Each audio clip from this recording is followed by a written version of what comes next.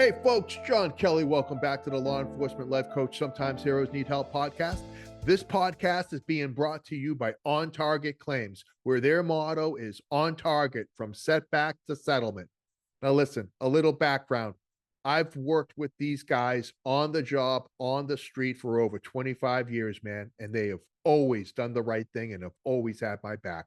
Now, in this second chapter, let them have your back. Right? You wouldn't go to court without an attorney. Why would you go up against an insurance company without representation, right? They represent you, the policyholder, when you go up against an insurance company submitting a claim. And I can tell you this, right? From beginning to end, they're going to be with you during the entire process. They're going to properly document that claim with the latest technology. And then when it comes time to getting things fixed, they've got a complete stable of vendors that are certified that are going to get it done right the first time. They also offer a pre-loss planning and policy review. So you know exactly what you're covered for, right? Make sure that you're adequately covered. The time to find out that you're not isn't after that horrific event. Okay? So give my friends a call at On Target Claims, 561-208-1775, or go to their website, ontargetclaims.com. They cover the entire state of Florida, offices in Fort Lauderdale and Tampa, and tell them John sent you. And now, let's get to the episode. I'm not going to fuck it up. Watch. I'm a professional, in case you didn't know. Hey, folks, John, listen, I can't even contain my excitement. I am sitting down with Heather Glogolich, and I even put a little fancy ring to it because I've been practicing her fucking name for the last half hour so I wouldn't get it wrong. Heather is an amazing woman. She's in this space, law enforcement professional. She is an advocate for all things human in this profession. On the job, but like not just, how do I explain Heather? When you meet her, you know why people are drawn to her, because she's such a good kid, man. She's got a way about her that lets you know that she's so fucking solid, and at the same time, there's a vulnerability to her where she knows that she doesn't know, and she's such a good girl. She's been doing this thing for quite a bit, over 20 years. 17 in a township in Jersey, and now she's at a university, helping to change the culture there. And we're sitting down with her, and we're gonna talk. We're gonna figure some things out. And I'm so blessed to have met her, and I got her in my life now. So it's awesome to see you there, young lady. It's really good to see you too. And I feel equally as blessed to have you in Right? my life as well. And so it Yeah. works out, doesn't it? It How does. everything works out. So Yay, Tom Rizzo. I know, right? Listen, Tom is so Tom Rizzo. Heather has been Tom's go-to amazing person in his life for a very long time. And I got the chance to meet her in person at Fazro last week. And like, all the dots connected. I'm like, okay, yeah, now I know why. Because she's just so solid. She's when I say a good girl, I hope you guys know how I mean that. Like salt of the earth. She's good people, and we hit it off. We just hit it off, and we spent the day watching Tom present, Yeah. grabbing an amazing steak sandwich for lunch, Yeah. and then wrapping the night out with dinner and good conversation with the group. And I unfortunately I did not know you were there. I missed your presentation, but I have a feeling I'll be seeing it again sometime soon. Um, and that was it. Like, when you meet somebody, you go, oh, okay, now I get it. And that was that. That was that dynamic. And I thought that was just really cool. Um, and then of course, like all things, all right, neutral corners. You're back up to Jersey. I'm scooting across East Coast, and I'm like, I gotta have this broad on my podcast. She's amazing. I love that you just called me broad. I know. Well, you know what? Because this No, is what I got to do. I got to knock you down a couple pegs before I no, you're build you actually back not. up. Because Funny enough, you're not. So you one, you can't hit me because we are not in the same room. So I may take a few liberties. And yeah, no, you're the real deal. And I like that about you. You're a good girl and you can tolerate. See, the thing is, you don't ever have to overcompensate because you're just you. You're just thank you. you. I felt like for a really long time in my career, I did overcompensate, and then I kind of kicked myself in the ass and realized it wasn't necessary. But again, it was a lot of me having to prove who I was to other people before I saw the value in who I was and myself, and before I had that formal authority to sit at the table and have a voice that was heard. So Do you think some women stay stuck in that space? I think the majority of women stay stuck in that space. Excellent question, John Kelly. Yes, Excellent question. yes, and Would that's. you like me to answer every question that you ask like that? I Excellent don't. question, I John don't know. Kelly. Let me Sometimes answer we could that. do that sporadically, just to Done. I've got insecurities. If you could tend to them during this interview, that'd be awesome. So Roger that. that's and that's a shame too, isn't it, Heather? Yeah, and I can only speak for women, but I feel that men do as well, especially in this profession, right? We have an ego complex, and I don't always mean that in a negative way. We all have an ego. For Right. anybody who has ever studied psychology, you understand that it's the foundation of who we are. It's how we find motivation. It's how we move forward. It's how we build relationships. So having an ego is a necessity. Right. It's when you allow your ego to take over and make you a priority instead of the other things that are important, I guess, is the best way for me to say it. But I think everybody has their own battles. I think it's more rare to find a police officer that walks into this that doesn't feel that they have to prove something.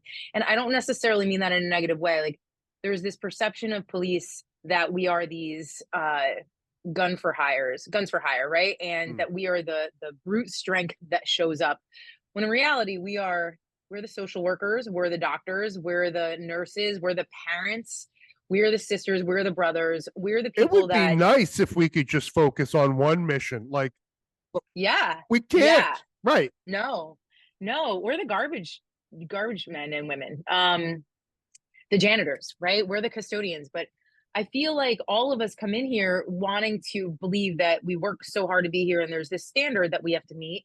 And we've worked hard to get there. And there's all these people that have all this cred before we get here that we just want the opportunity to have the same cred. So we Right. feel like we belong. Like, the brotherhood mentality is strong.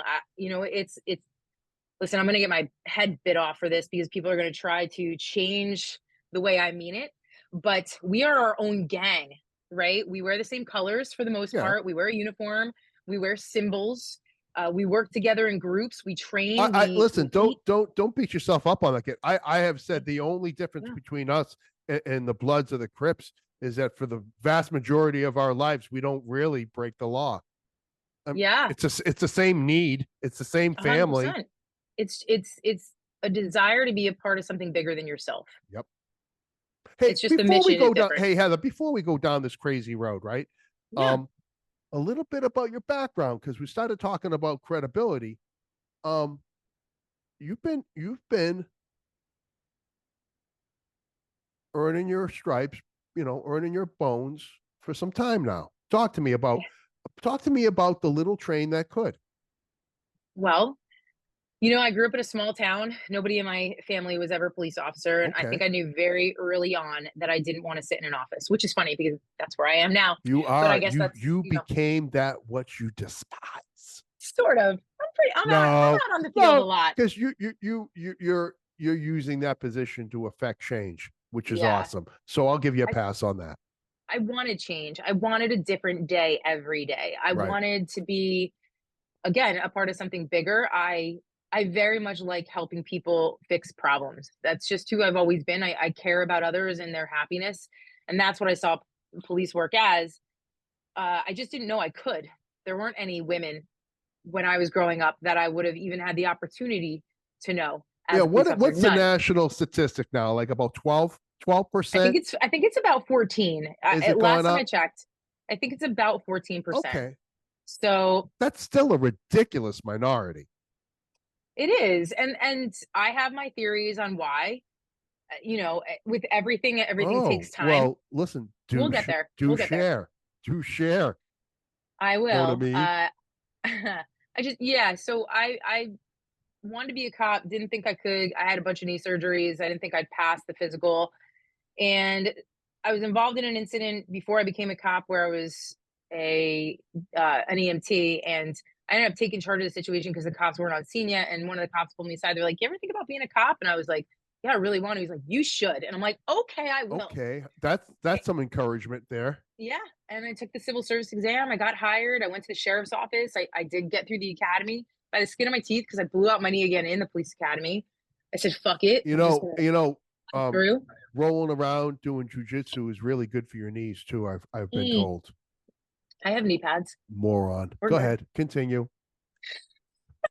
Oh man, revenge is a dish What? served No, I'm just cold. So saying. next I'm time just I see saying. you, You could do pickleball mm, or something. It's just pickleball. rolling around.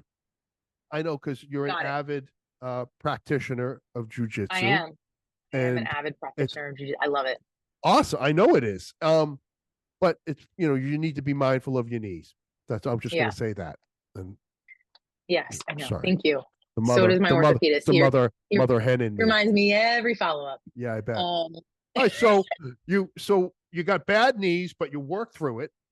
I did get hired with the sheriff's office as soon as I graduated the academy. The culture there was horrible. It was a lot of mean girls. They just there was a lot of Isn't shit I that went through something? there. That's a crazy dynamic, isn't it? You would think Uh, that because there's so few of you, you would band together and be this no, like fucking force to,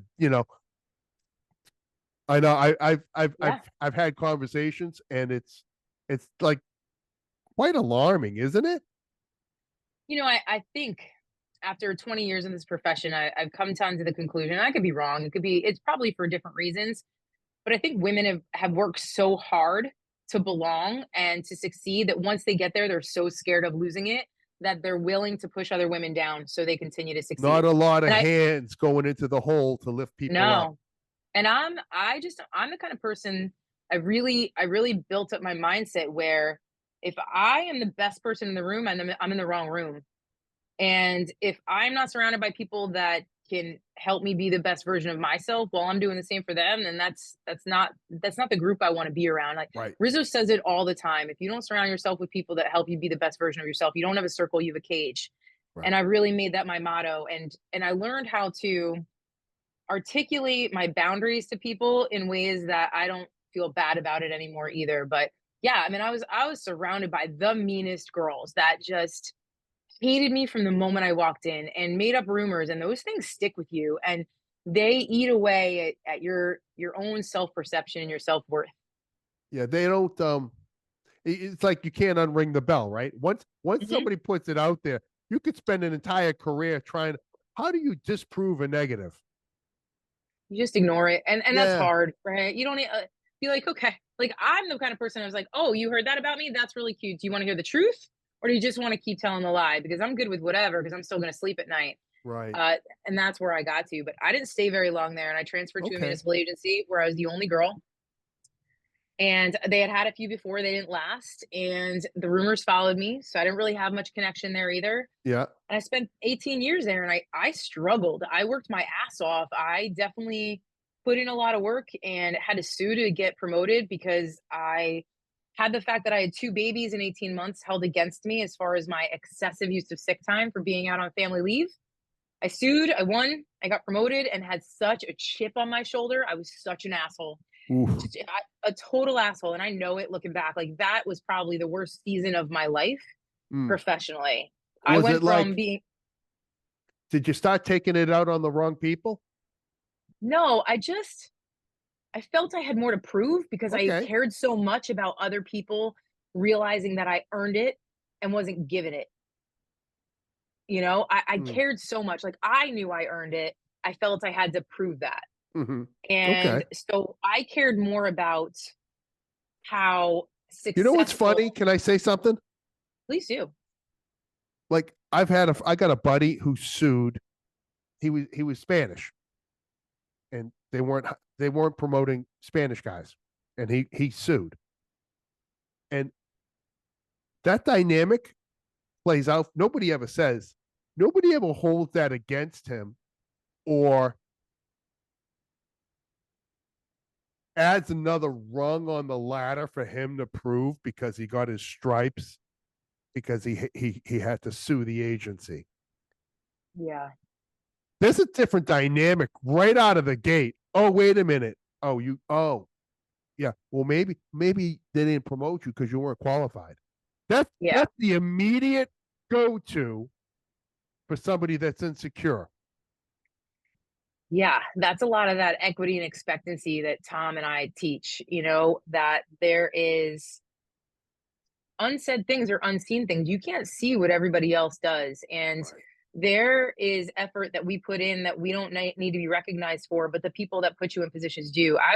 I was targeted because my chief at the time wanted to have an inappropriate relationship and I didn't know it. And he said some things that were very cross the line, took bets on how long it would take for me to get pregnant, dropped me from 2 to 6 on the list because I had 2 babies in 18 months, citing I used too much of my sick time.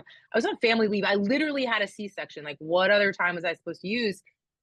And, I sued and then I came out number one for lieutenant and I made lieutenant. And I got put in charge of the detective bureau when I was a sergeant when somebody else left. And, I got positions other people wanted. And the easiest thing to do is to turn around and be like, oh, she got it because she's a girl.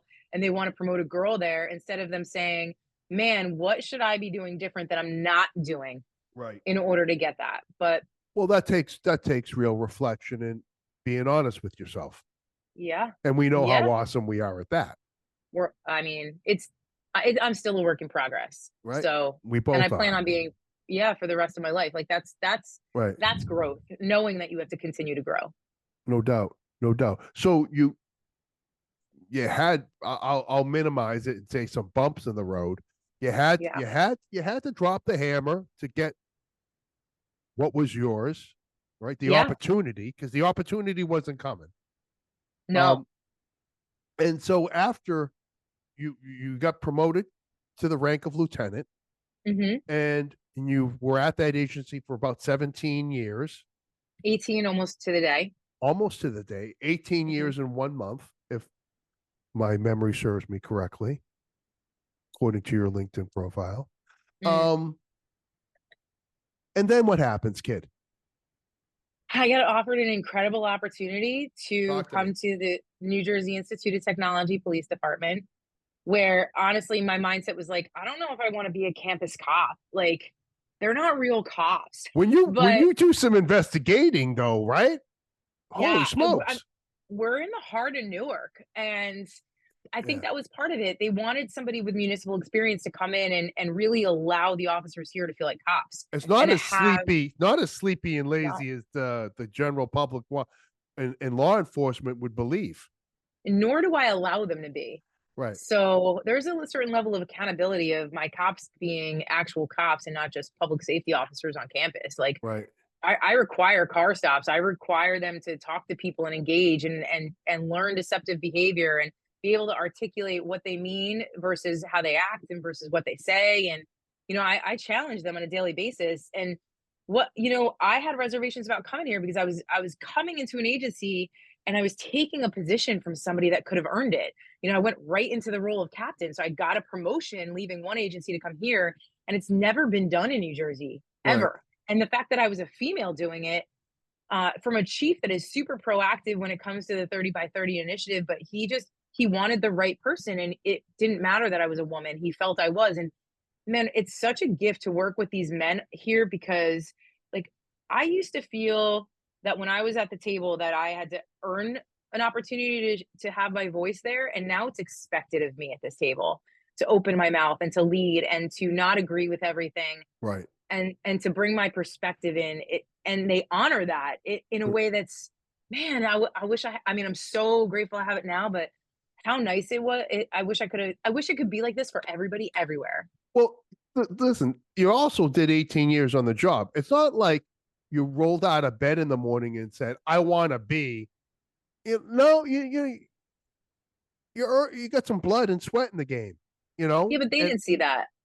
They don't know that. They could read whatever they want. And most of them had never met me. So, there were little things that I did in order to earn their trust. I didn't just expect it. I proved things to them. So the upper admin here, they qualify on their own just because of timing and stuff. So, the firearms instructors will take out almost all patrol through lieutenants, and they do a couple rounds with each of them to qualify twice a year. That's what's required in New Jersey.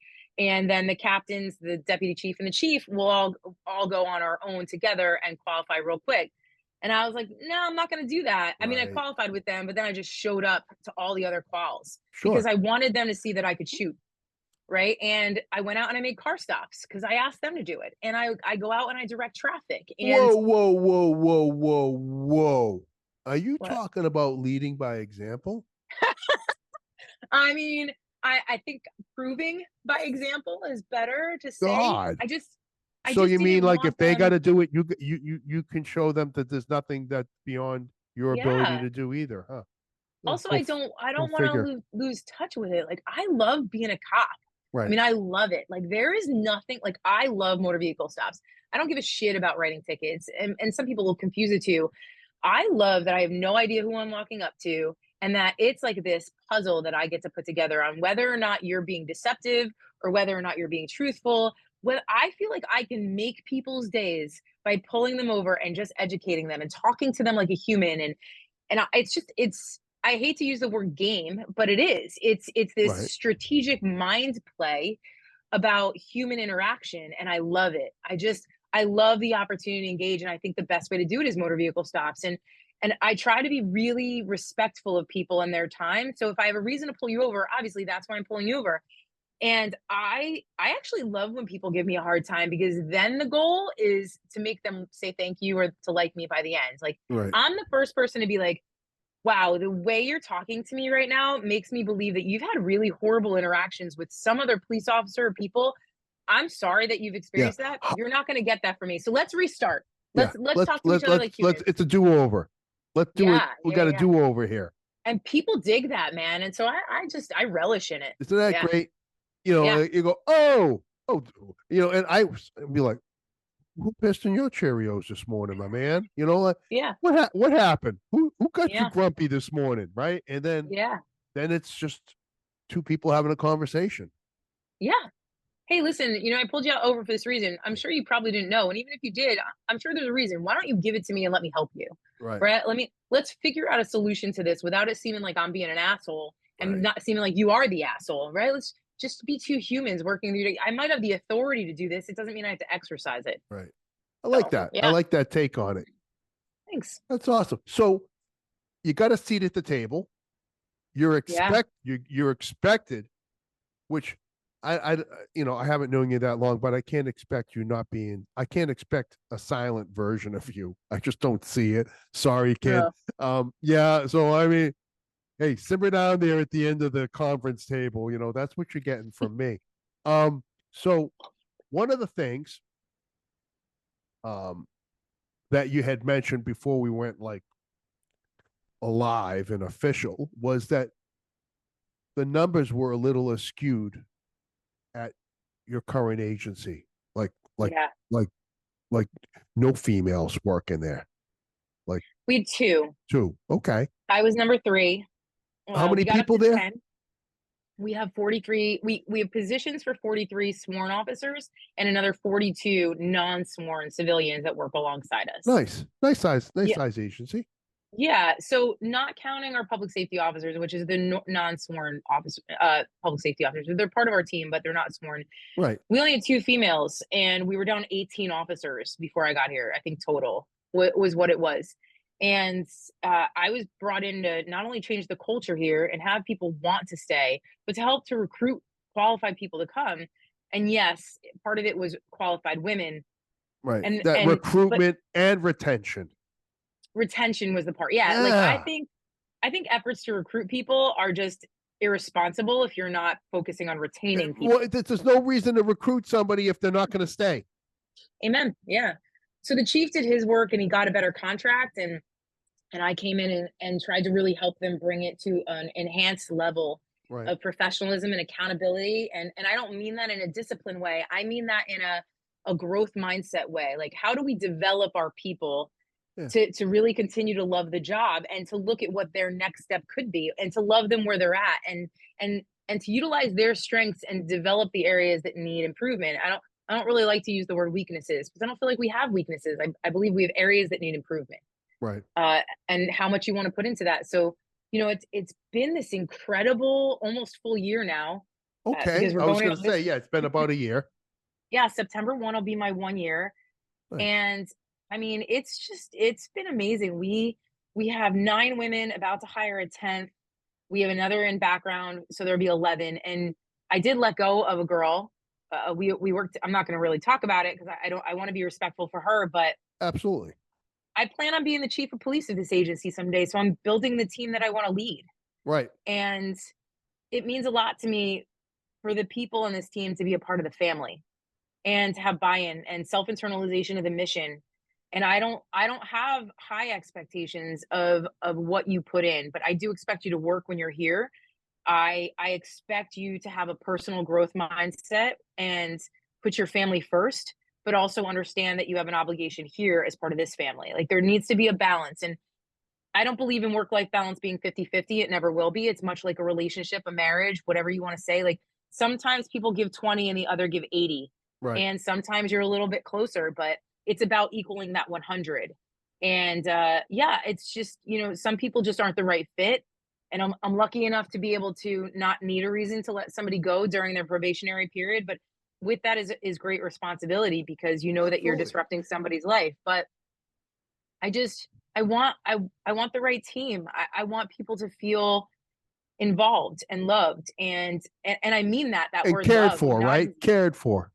no, like I left an agency where it was getting so much better when I left. The team I worked with, my guys, I love. I mean, we would hug each other Sure. when we came into work, and we would hug each other when we left. And we'd be like, "I love you. What are you doing this weekend?" Like we were a family, and it was hard to leave them, but because I was like, I don't think I'll ever find this anywhere else because it's just so Right. rare. I'll tell you, it's even better here. You know what? And Because you I, found it because it's coming from within you. See, but like they that had it it here has to, too. it has to, it, see, that's like the lesson that people got to learn is if you want the culture to change someplace, you got to change. You Yeah. got to be the thing that you want. You have to be the change. Yeah, and that's the kind of my tagline, right? Lead with grace and patience and be the change. And everybody puts that onus on the head of the organization, whether it's a chief or a director. It's not. Culture change is about everybody buying in. It's about everybody saying, I know this is how it used to be, but I see that they're trying.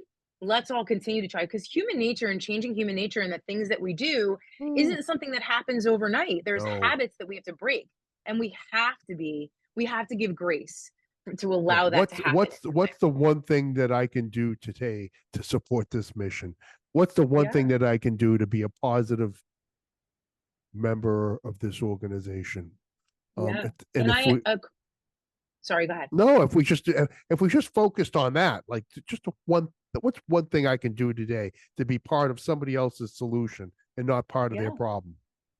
And there's so many people that will listen to this and be like, that culture change could never happen at my agency. And depending on the size of your agency, that's probably factual, right? You probably don't even know Yeah. people. Like if you work for Miami PD, you're not gonna you work for Newark PD, which is where it's the city that I work in at NJIT. You're not gonna know everybody. As a chief of No. police, you're not gonna be able to effectuate change on everybody. But as a leader of a squad, as a member of a There you squad, go. We mean as a leader of bite-sized pieces, baby. bite-sized pieces, and I accredit the men and women of this agency so much for their open-mindedness, their ability to adapt, their acceptance of change, and I've changed so much. Uh, and they You hit all him with a 2x4, didn't you? oh my gosh, multiple times, left hook, right hook, uppercut. Oh yeah, and it was with such love and the easiest way I made it happen. People ask me how to effectuate culture change, and it's allowing people to understand the why behind the do. It really is. Like, I'm doing this because I want you to know, like, and listen, if you have a question about it, come to me because I'm the one who's putting it in place. If you have a question, I have an open door policy. Come in and I'll explain it to you. You want to understand why I'm keeping you on the night shift with this supervisor? It's because I see potential in you in order to be a part of this unit. And I know that sergeant did this time with Newark PD on a detail, and he has the opportunity to teach you in the things that I know you're interested in. So, yeah, staying on night shift might suck, but there's an underlying mission to it. Right. Why am I having the supervisors do monthly body worn camera checks? Why am I having you do a minimum of 2 motor vehicle stops a shift? Because I've watched them and I've seen that you're uncomfortable in these situations, that you don't necessarily thrive when people start to come at you and there's a confrontation, and the more opportunities you get to learn from it, the better you're going to be, and I support you, and I'm going to make sure that if you're doing the right thing, that I 100% have your back. But Right. this is the why behind it, and man, people buy in so much more when they understand the why. I love that. The why behind the do. Yeah, the why behind the do. It makes because isn't that where the pushback comes? Why are we doing this stupid shit? Yeah, yeah, Well, because nobody, if we don't tell the why behind what I'm having you do, what the projected outcome is going to be, of course you're going to get pushback. yeah.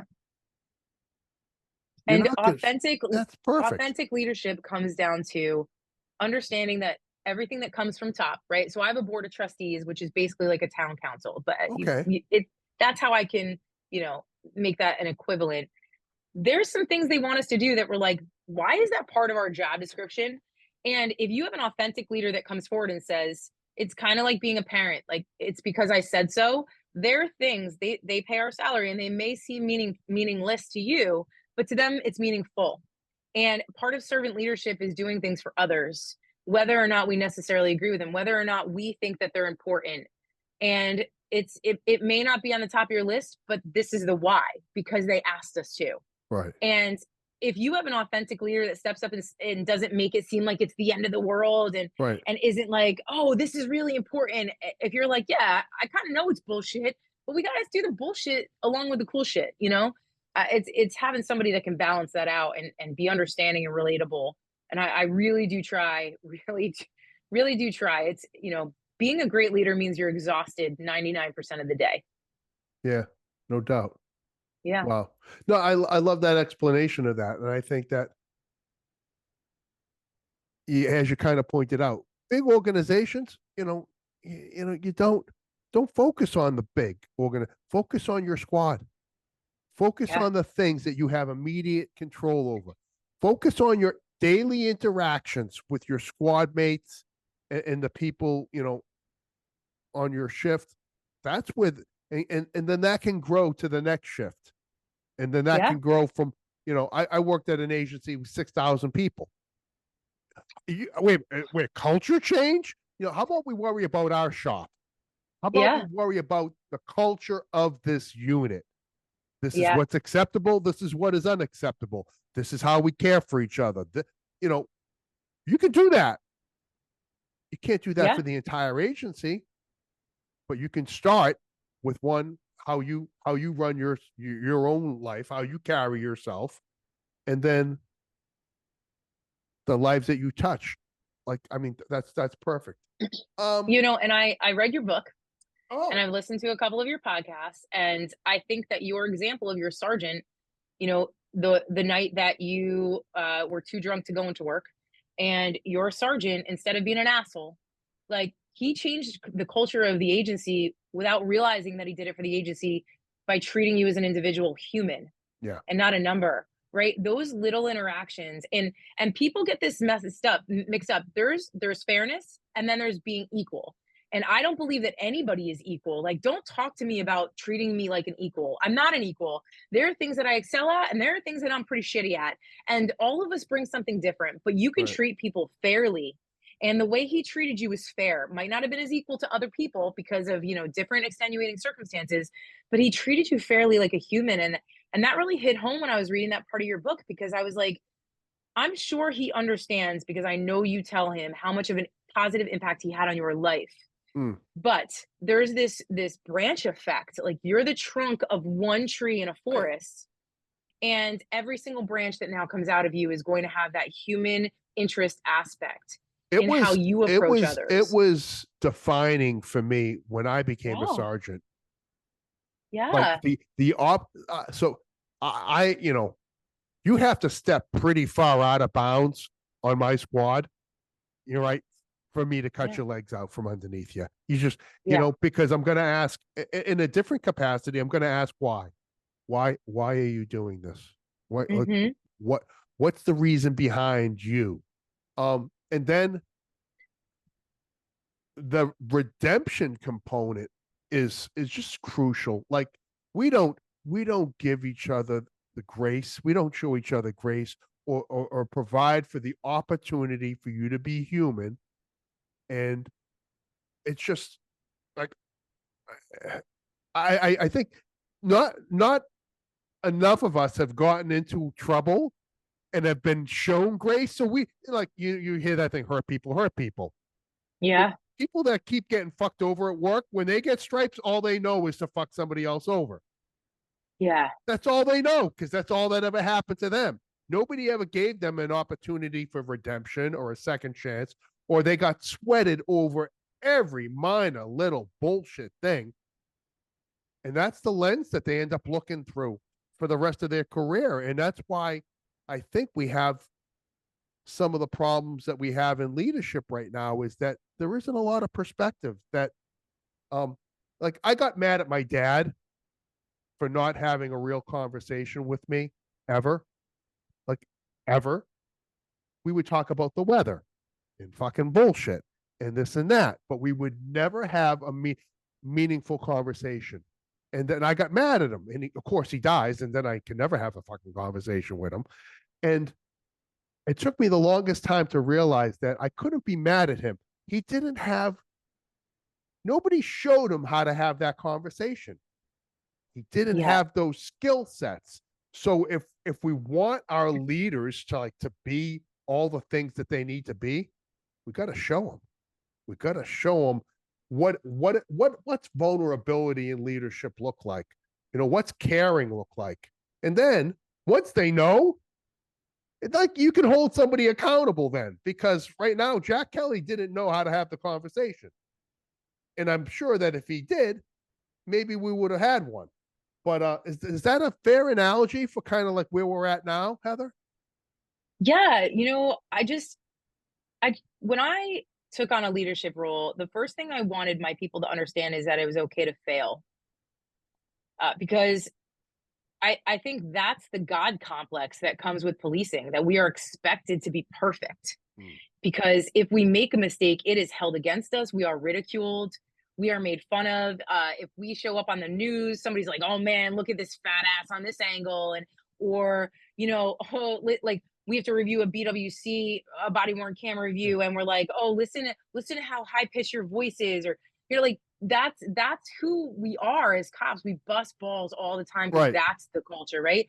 And so we're so scared to fail that we lie in order to cover our own asses so it doesn't look like we failed. And that's where we start to get in trouble.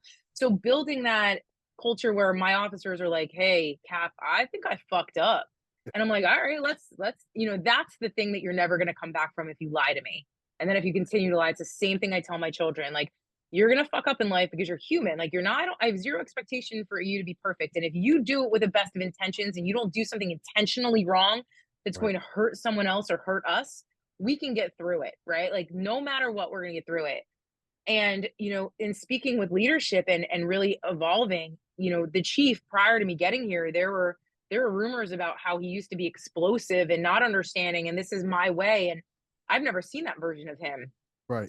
Chief Kesselman is a great man who is just inclusive. He has high expectations of people, and he's fantastic. But there's definitely areas where his leadership could grow, and people here are always like, "You're the only one he really will really listen to." And so I almost think that he brought me in here to help himself too, because just the other day we were both let down by something.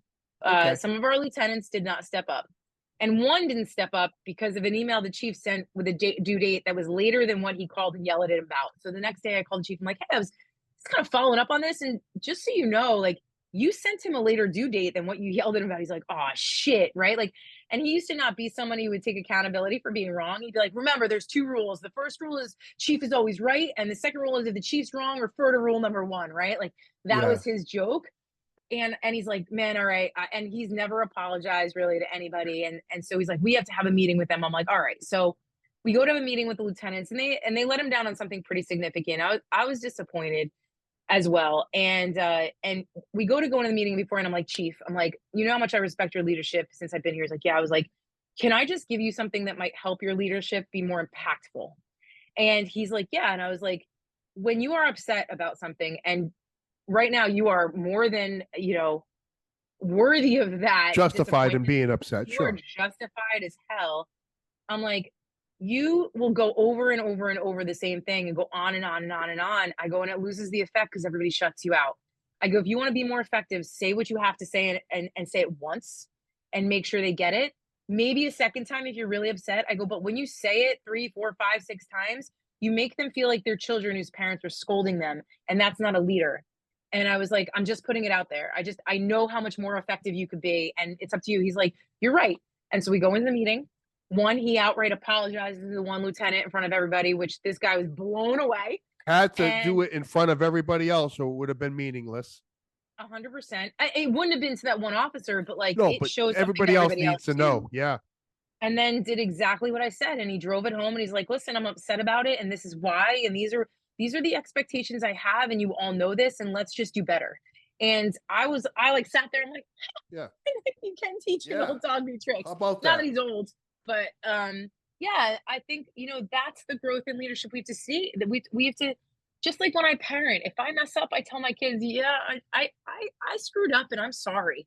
Right. It's far and few between. My husband thinks that there's about only 3 times in our marriage I've ever been wrong or admitted to it, but Yeah, there yeah, you go. No, it's yeah, what it's great that you have that relationship because um there's never a time in our lives where we stop growing and learning and implementing different ways to interact. Um yeah. that's great that he took your advice on that. He's a good Um man. that's great. Not easy for somebody to do, No, especially coming from you. I can be abrasive. I will No, own that. I think that you're onto something there, kid. That I think you've got a way about you where you can, you know, tell somebody that this is not the way to do it, and I'll still allow them to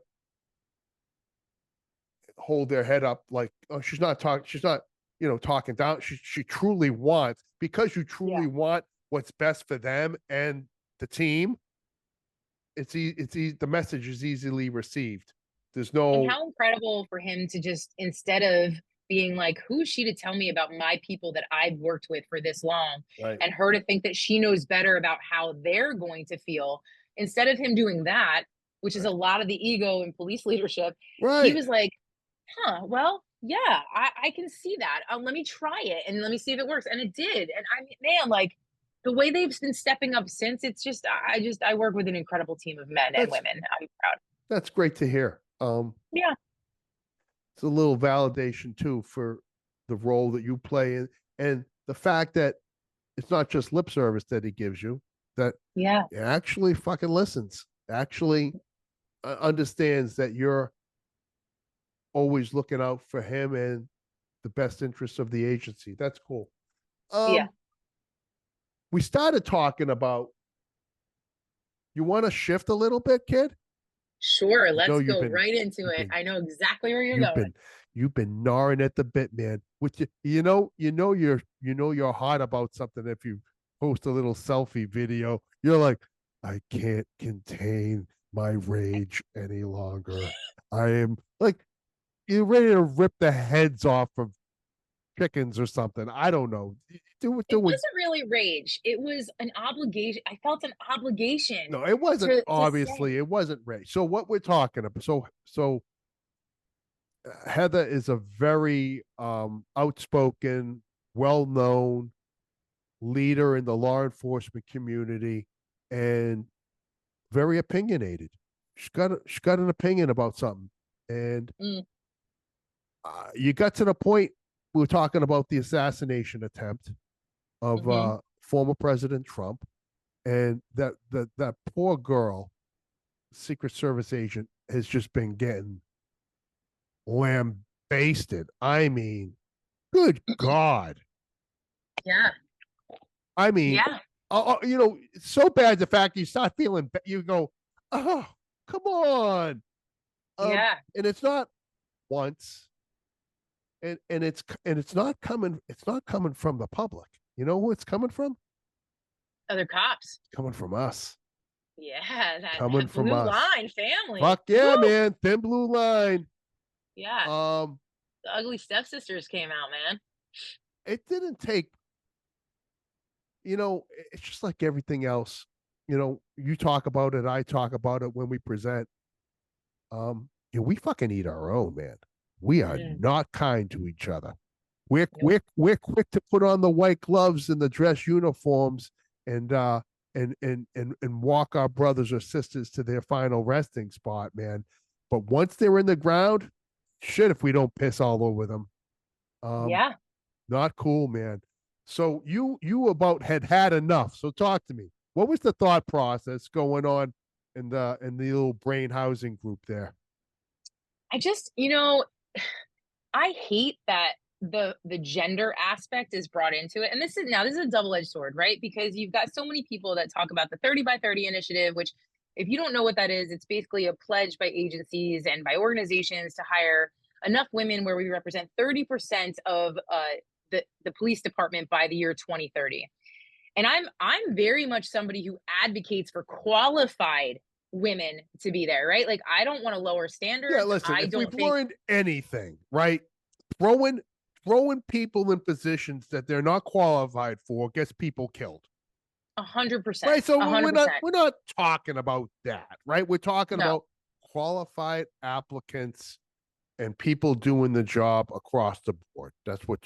That's what that initiative's about. Okay. And I think for me, I get so exhausted seeing people find a way to rip others apart that while I don't necessarily think it's my obligation to have to take the brunt for others, I feel a responsibility to myself for all the times that Can I I just stop shut you? up. Can I Yeah, stop you? I yeah. think you do have an obligation. You're Okay. you're a strong woman who has fought these battles, who is in this space that people are looking to see what's acceptable and what's unacceptable. And I think that if you stay silent, you're condoning that.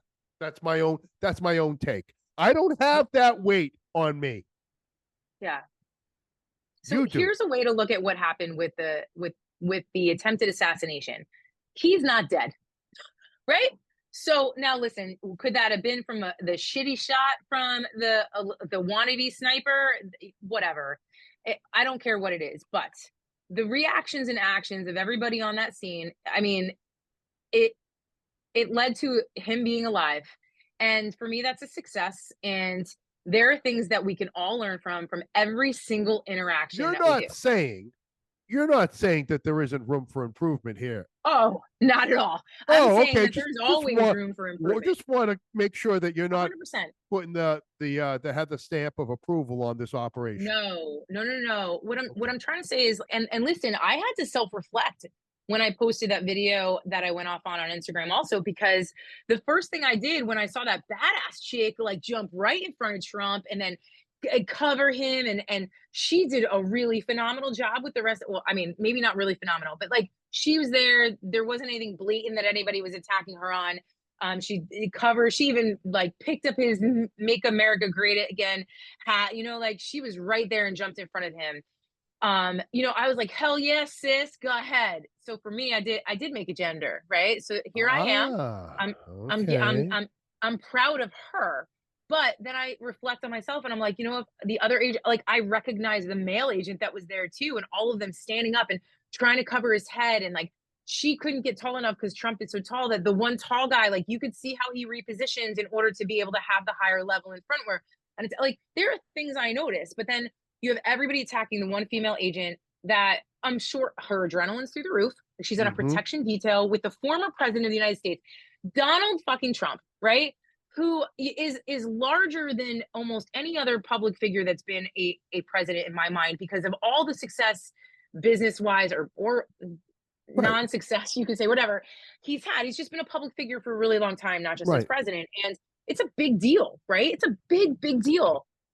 And, she was in plain clothes with what I'm sure her holster had moved. Like, and listen, I know how I train. I know what standard I hold myself to. And I would never sit here and bash somebody the way she's being bashed. Would I sit here and critique what she could have done better and what I would have done better and how the situation we can learn from? 100%. Am Right. I saying that, yeah, she didn't get her holster back in the gun? Correct. But you know what she did do? She kept her finger out of the trigger guard and she held it in a safe manner and she had it pointed in a safe direction. There are things that she did well.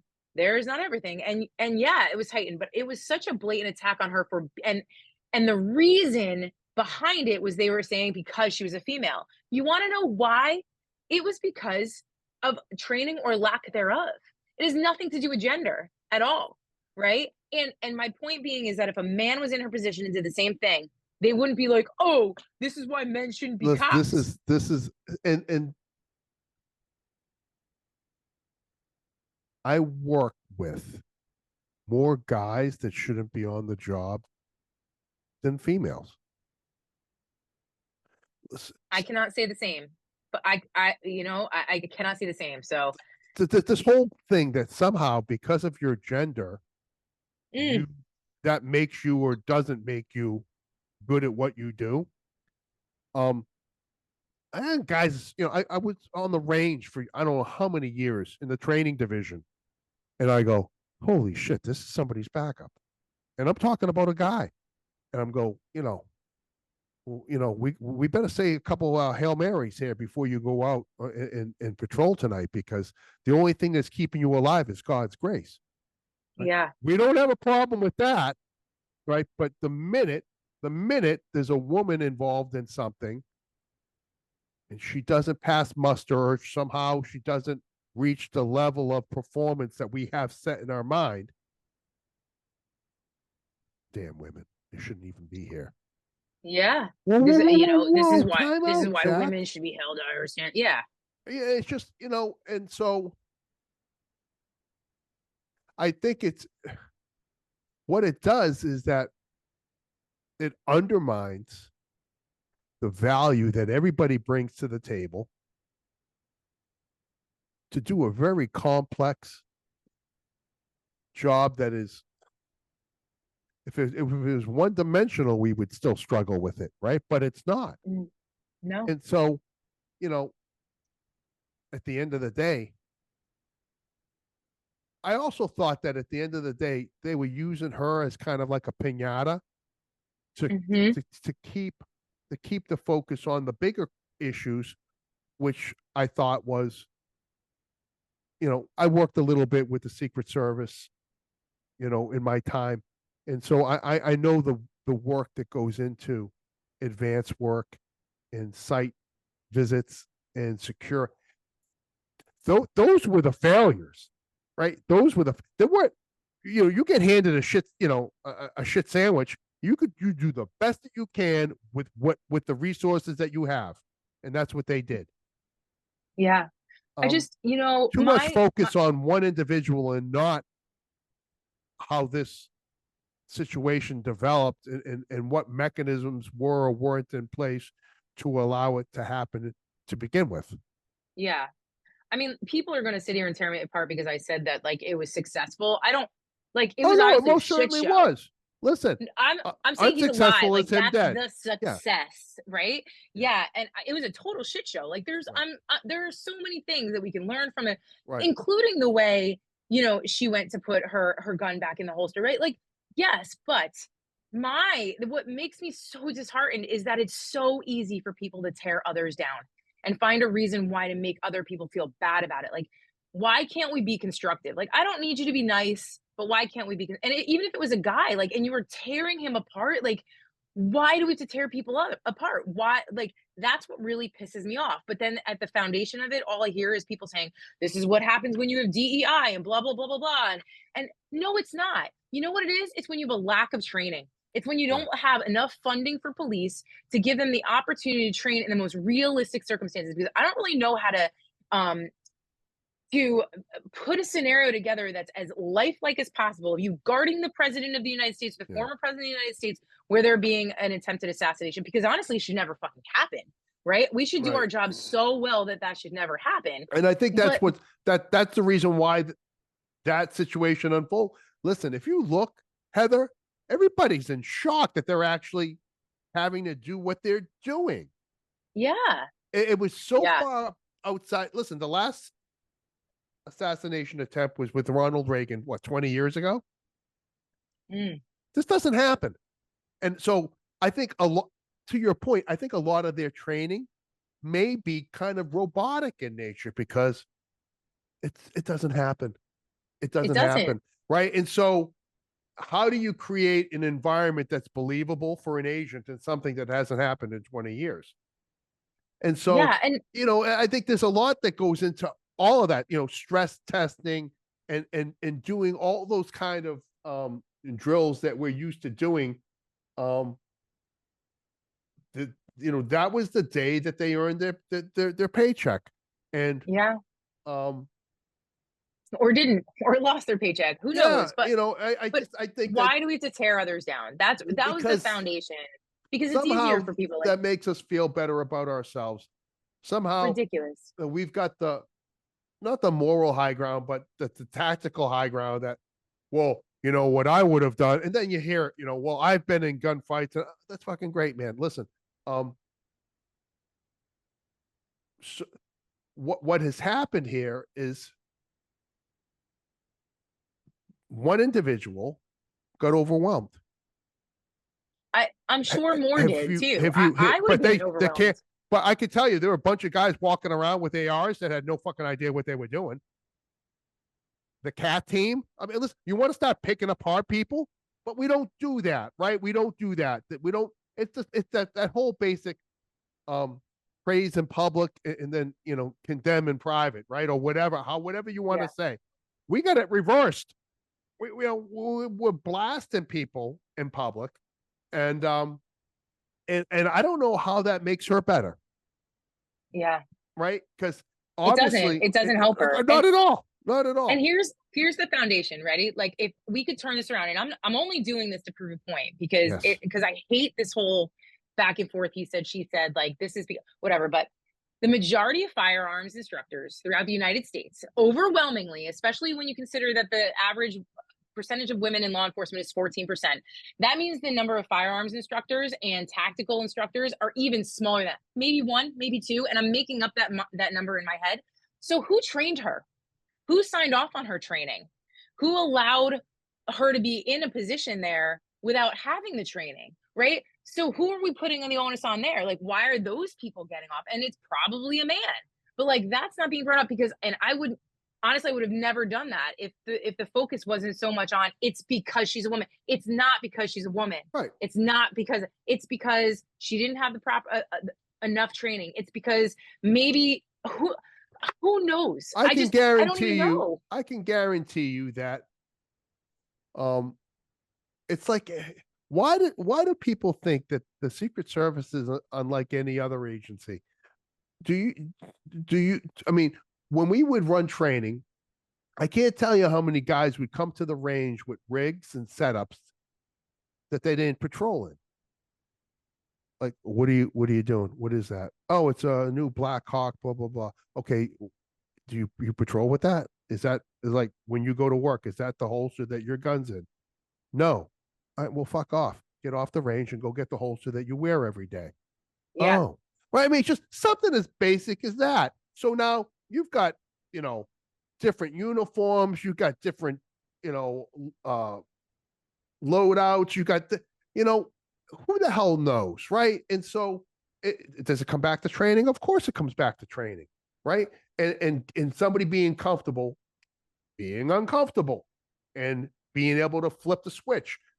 Are all officers, deputies created equal? No. Are there people that take the dedication and the training more serious than others? Right? I mean, just you could go on and on and on down this rabbit hole. And at the end of the day, like training, I think training is there to kind of poke holes in our game. Like, where do we need to step up? Right. And Yeah. so, you know, maybe, right, the good that's going to come from this is that maybe the training is going to take a notch up. Maybe it's going to be more realistic than what it has been. Maybe we're going to learn from some mistakes and go, all right, you know what we're going to do? Even though we're in a suit and we're doing this and we're doing that, we're going to make sure that our gear is secured. And it may not look really awesome if we have a keeper here or there on our belts, but we've now learned from experience that this is a problem. And so we're going to address it. Yeah. How about that? My rage, as you called it, was because of the accusations. I Being know. melodramatic.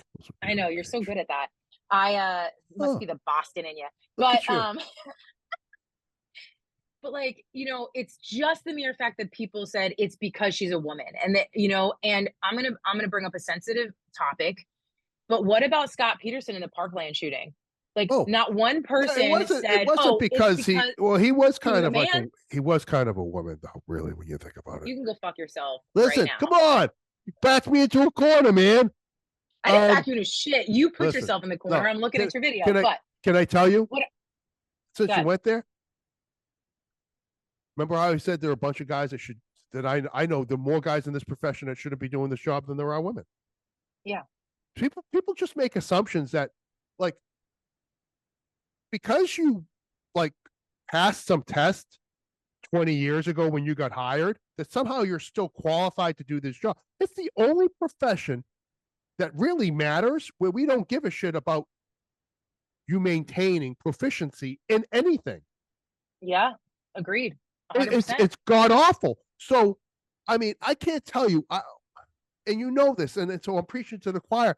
I got guys that are fucking more morbidly obese. I go, you can't throw your fat ass over a 6-foot fence to get to me if I'm fighting for my life. What good are you? You can't be the reason why I don't go home. And Yeah, we pat these guys on the back, and we just and nobody will say it. You're listen, I don't, body shape. Stop. It's about being healthy and being able and being competent and being physically able to do the job. And I yeah, don't care if you're a man or a woman. If you are morbidly obese and you can't run up a flight of stairs without having a fucking heart attack, if you can't get out of your car and engage somebody and subdue them, then you're a liability on scene. You are an extra gun floating around on the scene that I don't have control over. And so you want to get real about training. I would say there's about 15 to 20% of our ranks that if they were brought to an academy and given a PT test, they would fail. yeah. And I'm I mean, and I probably was one of those people, right? And well, but I'll be very you honest about gotta it. you gotta maintain. Hey, what Yeah, wait. So hey Cap, why do you stay physically fit? Why do you roll? Why do you do jiu-jitsu? Why do you do weight training? Why do you live your life a certain way? Why? Why, Heather? for me, for all elements of me, if I'm being, and listen, self care is not selfish, but Understood. I was But sick and tired of putting is it everybody a else's mandate? first. Isn't it a mandate though, a responsibility that you have to the people to this profession? Responsibility, yes. Mandate, no. Right. And I think that's part of the issue. But I mean, if I'm being really honest, I didn't have anybody in my career that was a mentor that said it's okay to push yourself to be better. And it was always me. Like, when we go back to whole about why we think that there aren't as many women in law enforcement, well, I mean, listen, it's a male dominated profession for a really long time until women were allowed to be cops. So yeah, we have a lot of making up to do, spots to be open for us to come in. And it's not necessarily easy to be a mom and a cop. You constantly feel like you're sacrificing one or the other. Right. And it's like, I and that's part of what I do. I tell women it's okay to be a great mom and a great cop, and to find a way to put yourself first and to let go of that guilt Right. about you're going to go spend an hour and a half at the gym because it's going to save your life, or it's just going to reduce your stress, or it's going to just be time that's for you. And it's okay to start and stop and restart and find your way and not be perfect, but just do something. I never had anybody tell me that. And it shouldn't necessarily be something it's told, but you want to go way back in time and talk about how where our place was not where it is now, and being strong was not sexy, right? It just wasn't. Like, I grew up and I was an athlete, and because I was better than a lot of the guys, I was made fun of. I was called a beast. I wasn't asked out on dates, like none of those things. And I honestly had two great parents that made it so I didn't really give a shit, right? But Right. it still affected me. Like, now everybody talks about beast mode and they're like, yeah, that chick's beast mode and it's awesome. Man, that was a bad term when I was growing up. If you knew how many times Huh. I went home crying, Really? or how, oh my gosh, yeah, Huh. I mean, yeah, it was, I did not have a great childhood with the kids. I mean, kids are just bullies. It's just, it is what it is. Like, you could be absolutely stunning and great at everything, and somebody's going to try to find a way to rip you apart because Yeah. they can't have what you have. But, it's, and I raise my children so that they have permission to do whatever they have to make themselves happy. We get Right. one shot at life. And I don't look at the cup as being half full or half empty. I look at it as being refillable. And I don't apologize for putting myself first. I don't ask for approval in order to do things that keep my mind and my body healthy, because it's important for everybody in my life that I do that. At work, I'm an example. I mean, just like, I started going to the gym. I started here in September. We have access to gyms for free here on campus, right? Right. And I can bring people to jujitsu in the morning at 5 a.m. for law enforcement for free to roll. And I'm encouraging it. And then I walk in the gym this morning, my other captain's leaving. My one detective sergeant is there. My other detective sergeant works out there. The one guy from the detective bureau is there. Like, the other lieutenant, it's like all of a sudden it's catching on that they see their captain doing it, and they seeing other people step up and they feel it's okay and they're joining along. And it's part of that culture change. Like, Changing the and culture. I'm kind of bullying them a little bit. And I was like, well, listen, if you want to be a part of this unit, then what are you going to do to earn it? What are Right. you going to do to pass the minimum standards? And what are you going to do to excel them? Like, that's, we do these things called one-on-ones where I ask them specific questions and then I build on it. And we do it like every couple months with each person. And, some of the questions I ask are like, during the next fiscal year, what's a professional goal that you have for yourself, and what's a personal goal? And how do you expect me to help hold you accountable to it? And Right. what motivates you to be successful, and what holds you back? And like, I follow up on those things. They're not just these blanket questions to get out of the Sure. way. Like, I finished one today and I was like, listen, you wrote down this as one of your goals and one of the things that you struggle with. And here I am seeing that you're still struggling. How am I not supporting you in being successful with this? What is preventing you from reaching this goal? And, or I take the time to really find out what people need from me in order to be their best Because version. everybody needs something different. And they learn differently, and they Mm-hmm. succeed differently, and they're motivated differently, and they hold on to self-discipline differently. And that's human nature. It's growth. And, it took me a really long time to feel like it was okay to be happy and to not apologize for it when other people aren't. You know? That's a weird dynamic for me, man. Yeah. I know it is. You spend a whole lot of time self-sabotaging and being okay not being happy because that's where you were comfortable. You weren't going to be disappointed if everything just stayed shitty because you were already there, right?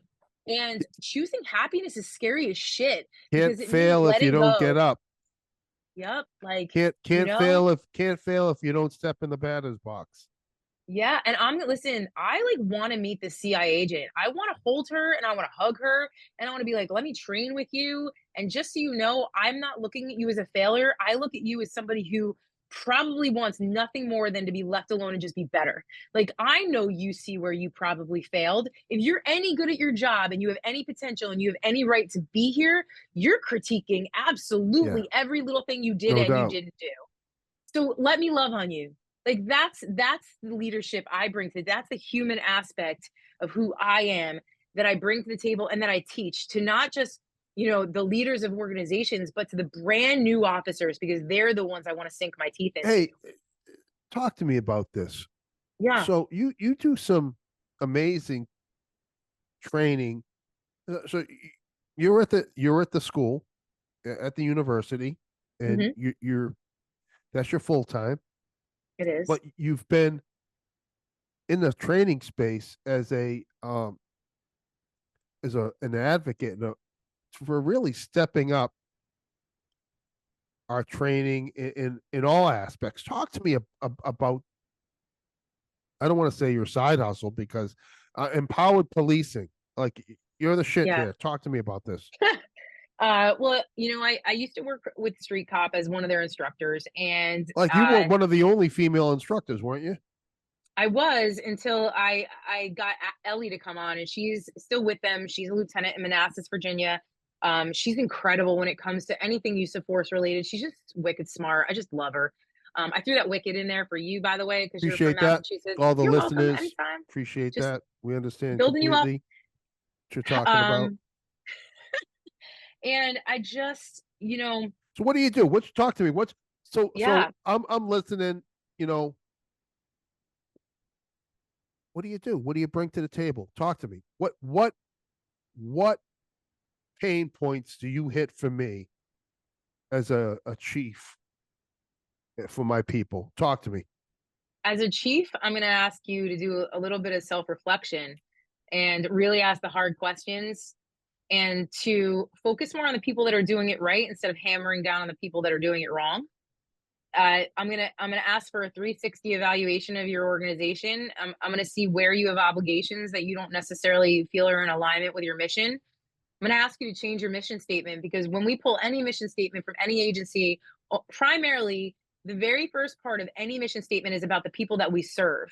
And that's just not how it should be. The mission statement of every agency should be about the people that work there. How about that? Because how about that? Because I teach my children, like, treat others how you want to be treated. Yet here we are in leadership positions treating the people that we are responsible for like shit, and then having an expectation of them to go out and serve the people that they're responsible for Why better. aren't our people doing a good job out there?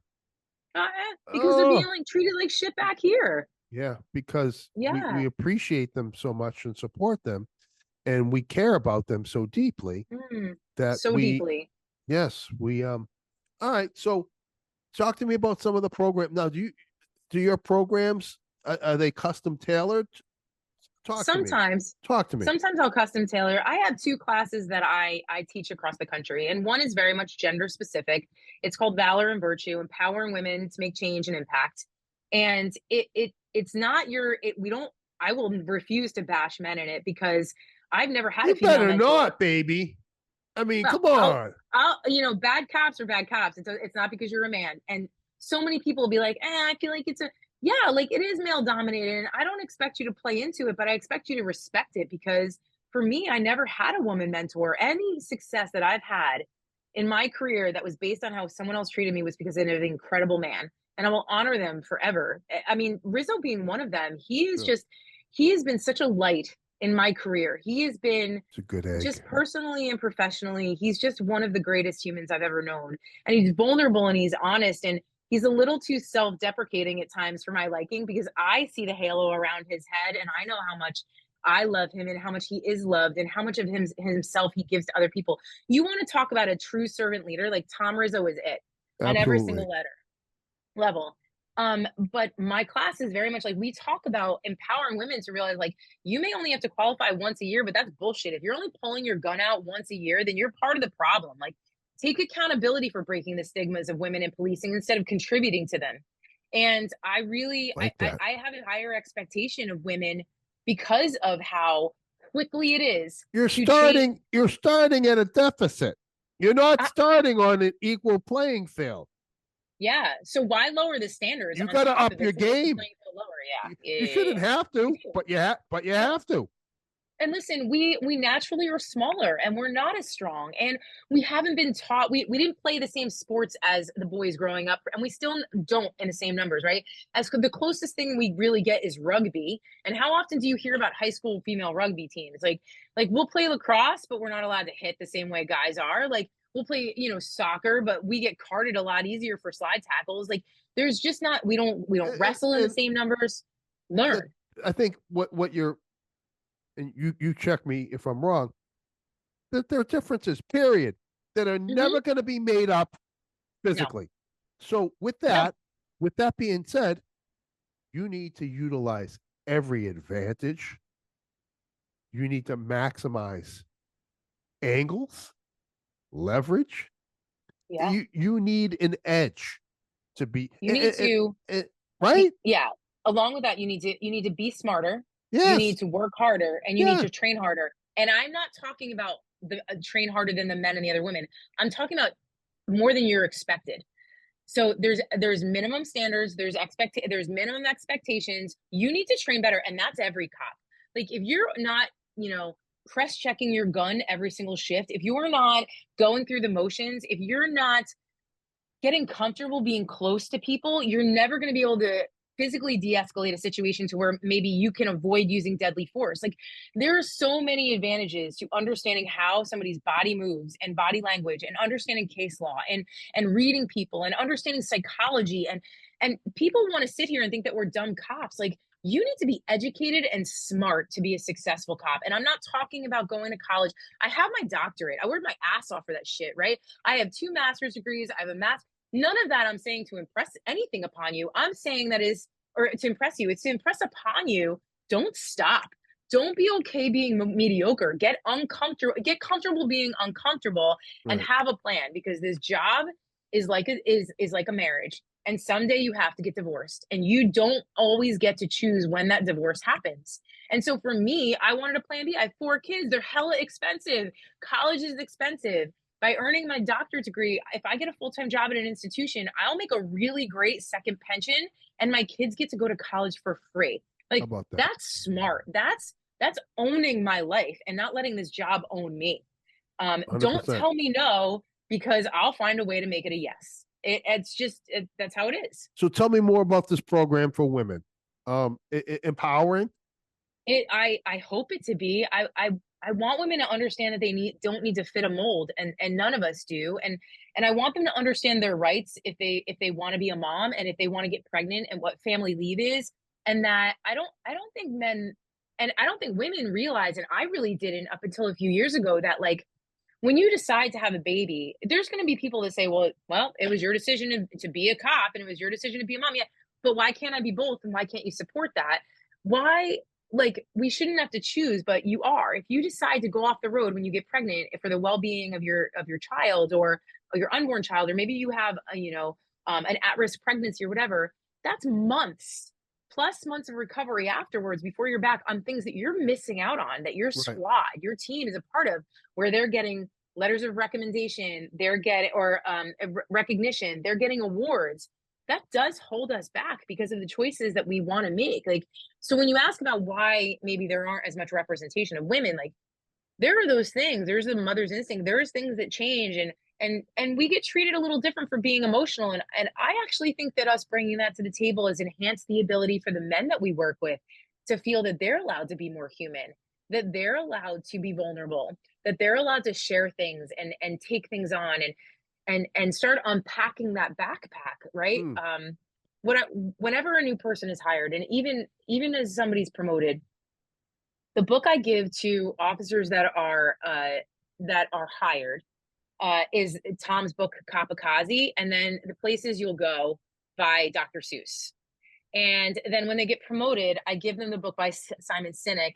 If I don't know them, I give them Tom's book. But if I know them, then I've already given it to them. I give them Leaders Eat Last by Simon Sinek, and I talk to them about how as first responders, when we sign up for this job, we're given a backpack. And every single trauma that we experience, whether it's our own or it's secondary trauma that we experience through something we've seen or something we've related to on somebody that we've served in our leadership roles as police officers, that we put those rocks in our backpack. And Mm-hmm. if we don't talk about those rocks, that backpack gets really fucking heavy. Mm. And sometimes it overfills. And that is why the leading cause of cops dying is suicide, Mm. because we don't allow our cops to be vulnerable. And if you want to talk about the one thing that I think women really do bring to this job, it's the ability for others to feel comfortable being vulnerable, especially the men in law enforcement. So yeah, I think we have a purpose, and it might not be, to be able to like take down the biggest guy by ourselves. And I've had huge guys say to me, I don't need to train jujitsu. I think it's bullshit. Like, you're not going to be able to take me down. well, you're right, but I'm going to be able to protect myself long enough till my brothers show up to whoop your ass Right. because Yeah. you know what I mean? Like, I'm going to breathe better while you're on top of me trying to hold my own. I'm not going to get as upset and scared, and I'm not going to freak out. And I'm going to feel more comfortable coming closer to you and having a little bit more of a police presence and not worrying about going to my gun or maybe an ASP or a PR-24. I'm okay going hands on with you. I'm going to hold on to you the way that I need to. So yeah, I force women to feel shitty about being mediocre. And that's really what Good. my class is about, right? Good. Through telling them all the examples of how I failed and how I've let people down and how I didn't hold myself to those standards and how I'm a bit of a hypocrite now because I expect them to learn quicker than I did.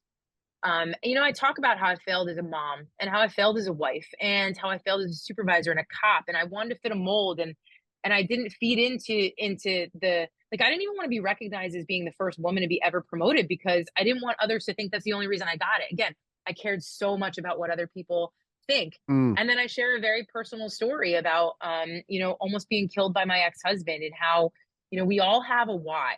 And if your why is just because you didn't want to work, you know, a 9 to 5 job or be in an office, that's not enough to stay in No. this job.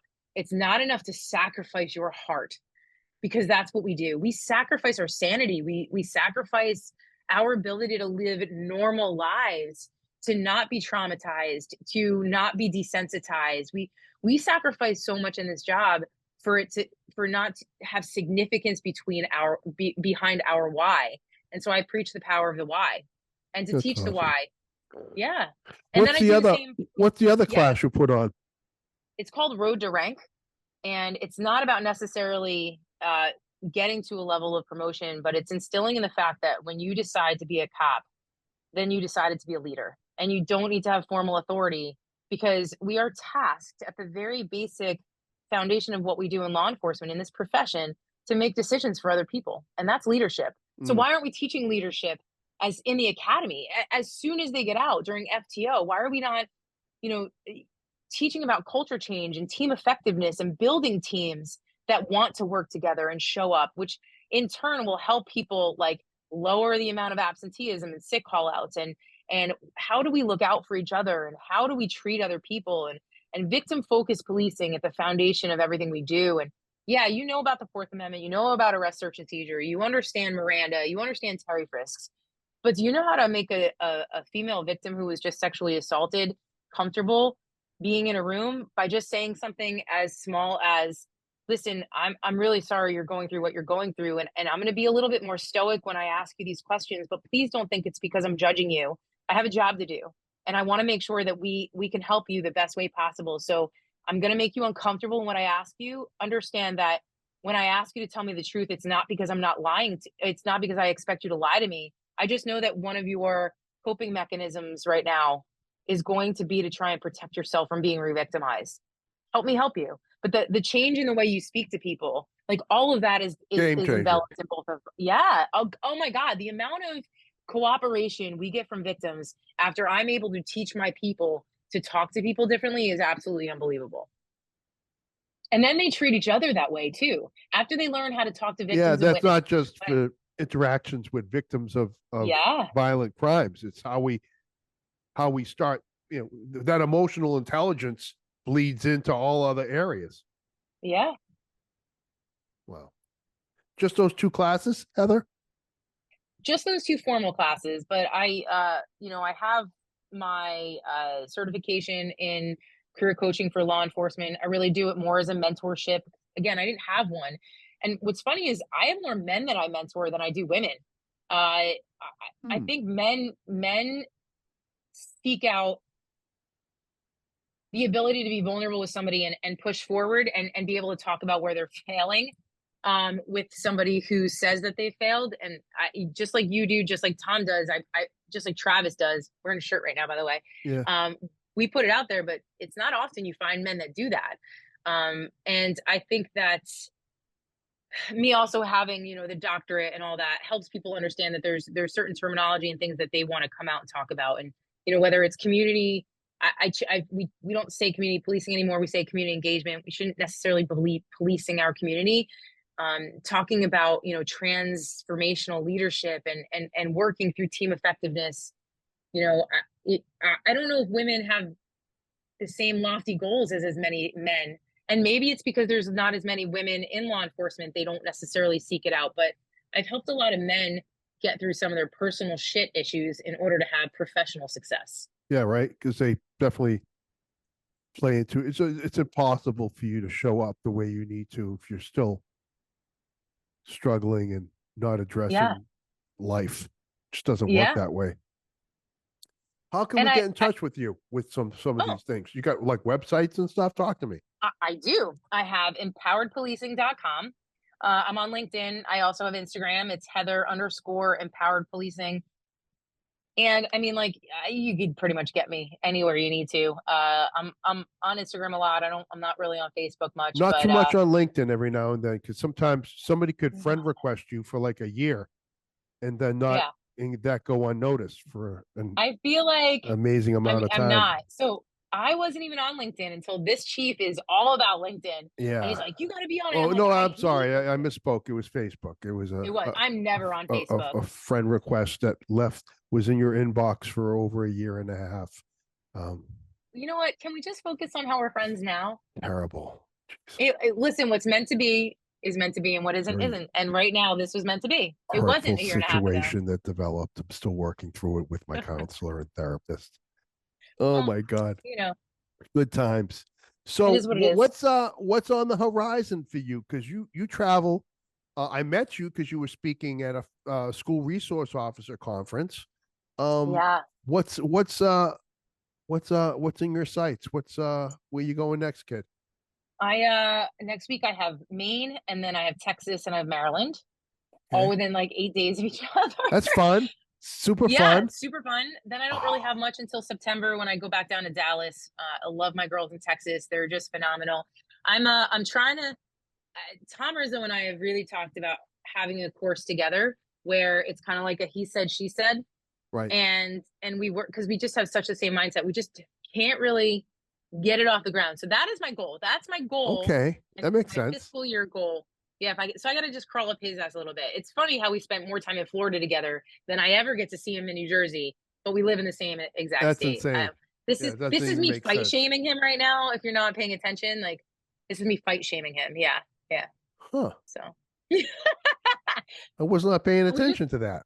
Oh yeah, I was shaming the shit out of him on that one, but it's out of love. Okay. Well, you know what? That would be that'd be a nice combination to see you guys putting a program on together. I think that value that gets added would be like tremendous. How about some parting words, Heather? Like it doesn't need to be, listen, I'm trying to sandbag you here. No. You talked about so many things. Maybe just some parting words for the listener. Something you want to, share with them. I think that after 20 years in his career, the fact that I still love it is a huge testament to the people that I'm surrounded by. And there are so many people that don't really take this job as seriously as it should be. And I mean that in the arena of the impact that you can have, not take it seriously in the fact where this should be your whole life. Right. When it becomes your whole life, then you have nothing else afterwards. But yeah, I'll reiterate Tom's words in surrounding yourself with people that help you be the best version of yourself. And if you don't know what you want that to look like, really, really dive into who you are and what motivates you and what excites you and what is your passion and what's holding you back from accomplishing that. And if it's your mindset, man, like if you don't ask the question, the answer is always no. If you no doubt. continue to, and fear and excitement are the exact same things. It's your mind that tells you you're scared, right? Like your body is the exact same reaction to being excited and being scared. So choose to be excited, man. Like you get one shot of life. Like do the shit that scares you. Be comfortable getting uncomfortable. Like learn how to communicate with people so you can really just put your boundaries out there in a way that you're not going to put people on the defensive. I think that's been part of my success too, right? With my story with my chief, like understand what motivates other people and adapt the way that you talk to them. It's going to make you a great cop too, especially when you're out roadside interview. And just, make the most out of every moment. And that's just kind of the life I'm living right now. Like most people don't think that I have any time to sleep. Man, I sleep 8 hours a night, but I get shit done. Like I just, Yeah. I compete in jujitsu. It makes me happy. Like, I get to take my kids to things like Yankees games and Giants games. Yeah, And you I do. know, relax. Yeah, and like, sit next to Aaron Judge and be like, "Hey, daddy," as he walks by. Like I did that, right? And my cute little daughter's like, "Why are you calling him daddy?" I'm like, "Man, wouldn't you like Aaron Judge money?" But but Oh that's a man. tall man, by the way. Whew. But I just don't settle in life. I mean, be content, but don't settle. There's a difference.